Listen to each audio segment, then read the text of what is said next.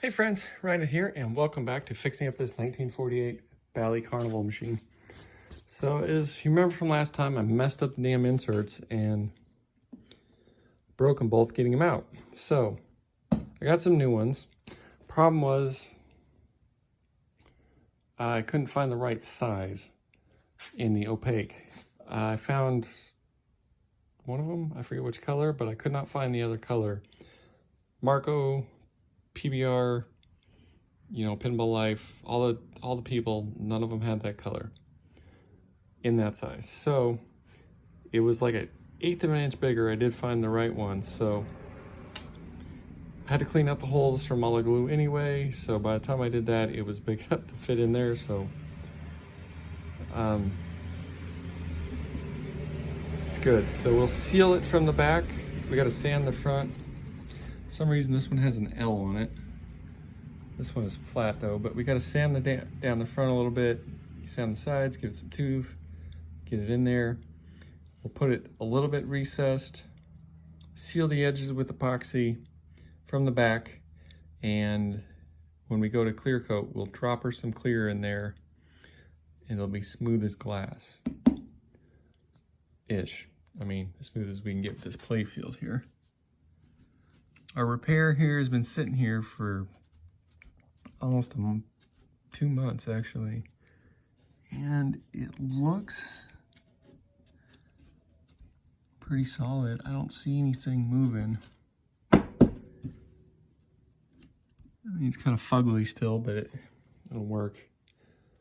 We haven't cleaned the playfield really, aside from spit shine, so once we get the magic eraser and get the rough edges off, it'll look good. So anyway, I'm going to take this Dremel here, which don't buy cheap tools, buy the Dremel brand. I mean, this is fine, but the attachments are crap. All right, so I'm gonna flip this around, do this hole, and we'll get them recessed, sanded, and we'll come back after they're in place. All right, we got them in there. It's not a good day unless you get epoxy all over everything. So clean that up a little bit and sand that insert down before we clear over it, but it's about as good as it's gonna get. That one is a little better. At least it's all recessed, whereas this other one is kind of sticking up a little bit, but it push on one side and the other side comes up. Although they've been in there about 5 or 10 minutes now, so they're not moving too much anymore. Well, that one is. Make it flat. That one's pretty solid. So we'll let these dry. I don't know if it's gonna be overnight or for a week, because I got a couple things to do tomorrow and I'm not sure I'll make it back, but we will continue this through the magic of editing. And next will probably be cleaning. Cleaning, ever more cleaning. It doesn't really smell too bad anymore. I couldn't smell it until I started dremeling out these holes. Then it smelled like pee, but other than that, the pee smell is kind of dissipated for the most part. So, all right, let's stop watching this damn paint dry. It's actually pretty good. More for the epoxy. Okay, see you in a minute.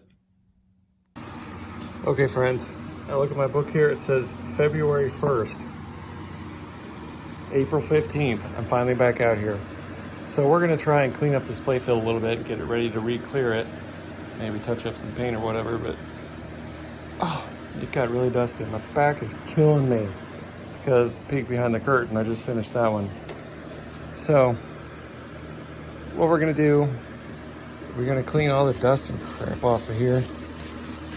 I mean, that just looks 100 times better. And then we're gonna take our magic eraser and alcohol here, go and see if we can clean this up a little bit. Not gonna go too crazy because it's already wearing through, but we'll see what it looks like when we get into it here.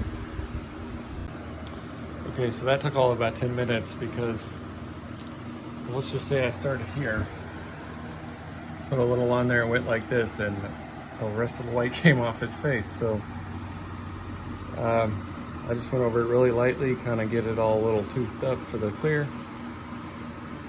And now I'm gonna take and get it really toothed up with some 800 grit, just lightly, because if the base layer doesn't stick, then nothing's gonna stick, right? Assuming it doesn't take anything off. This I sanded and sanded and sanded. It's like buttery smooth. Well, not down here, but this is. It's just all the pee and stuff is ground in there. All right, I'm gonna do that, and then I'm gonna wet sand the inserts here, although they're already pretty good from when I replaced them. All right, let's do that. All right, so the next thing we're gonna do is level these inserts. I'm gonna take a screwdriver or something and scratch all that stuff off of the top, but they're pretty level, but there's definitely a lip, especially right here. So we're gonna do this by getting an eyedropper and dripping some 2-part clear coat in there. So let me do that and we'll see how it looks. Okay, we got those filled in. That one got a little squared away. But they're flat.